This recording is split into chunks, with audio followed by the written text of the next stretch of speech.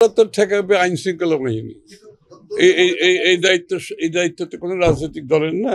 আপনাদের তো আমাদের ওই কালচার থেকে বেরিয়ে আসতে হবে আস্তে আস্তে। দেশে আইন শৃঙ্খলা বাহিনী আছে, তাদের দায়িত্ব হচ্ছে বিশৃঙ্খলা আইন শৃঙ্খলা বজায় রাখা। সুতরাং যাদের দায়িত্ব তাদেরকে পালন করা ভালো, আর বিচার করার দায়িত্ব হচ্ছে বিচার বিভাগের। এটা ওদের উপর ছেড়ে দেন। আমরা একটা নিরপেক্ষ বিচার বিভাগ চেয়েছিলাম, আমরা আশা করি নিরপেক্ষ বিচার বিভাগ বাংলাদেশে স্থাপন করা হয়েছে ইতিমধ্যে। আগামী দিনে এটাকে আরো প্রাতিষ্ঠানিক রূপ দেওয়া হবে। সেটা প্রধান উপদেষ্টা। আমরা এই মুহূর্তে এটা নিয়ে আমরা চিন্তা করি না। আমরা তারা রাজনৈতিক পরিবর্তনের ট্রানজিশনের দিকে যাচ্ছি।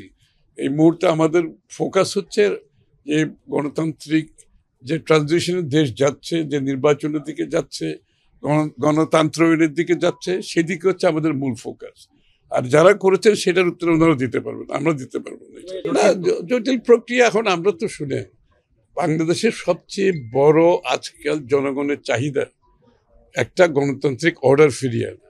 সেটা সম্ভব একটা সুষ্ঠু নির্বাচনের মাধ্যমে।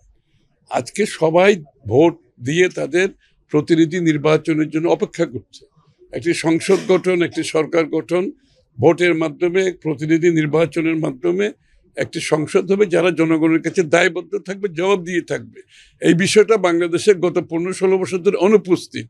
তাই বাংলাদেশের মানুষের প্রধান যেটা চাহিদা যে এই মুহূর্তে, সেটা হচ্ছে একটা উৎসবমুখর নির্বাচন, যেটা বাংলাদেশের মানুষ সব সময় নির্বাচনটাকে সামনে রেখে, তাদের প্রতিনিধি নির্বাচনকে সামনে রেখে সেই দায়িত্বটা পালন করে উৎসবের সাথে। বাংলাদেশের মানুষ সেই অপেক্ষায় আছে। অন্য কোনো ছোটোখাটো বিষয় নিয়ে আমাদের সময় নষ্ট করে লাভ নাই। আমরা নির্বাচনের দিকে এগিয়ে যাই, দেশের মানুষের মালিকানা ফিরিয়ে দিই, তাদের ভোটের মাধ্যমে নির্বাচিত সংসদ সরকার গঠন করতে পারি, যারা জনগণের কাছে দায়বদ্ধ থাকবে। এইটাই হচ্ছে জনগণের চাহিদা। বাংলাদেশে একটা গণতান্ত্রিক অর্ডার ফিরিয়ে আনবো। গণতান্ত্রিক অর্ডার ফিরিয়ে আনলে জনগণের নির্বাচিত প্রতিনিধিদের মাধ্যমে যত সমস্যার কথা এখন বলা হচ্ছে, সব সমস্যার সমাধান হবে। ওই সাংবিধানিক বলেন, অর্থনৈতিক বলেন, সব সমাধান আছে শুধুমাত্র নির্বাচিত প্রতিনিধিদের মাধ্যমে, নির্বাচিত সরকারের মাধ্যমে। এটার সমাধান দেওয়া সম্ভব না। এর বাইরে কোনো সরকারের পক্ষে জনগণের মনের কথাও বুঝবে না, জনগণের চাহিদাও বুঝবে না।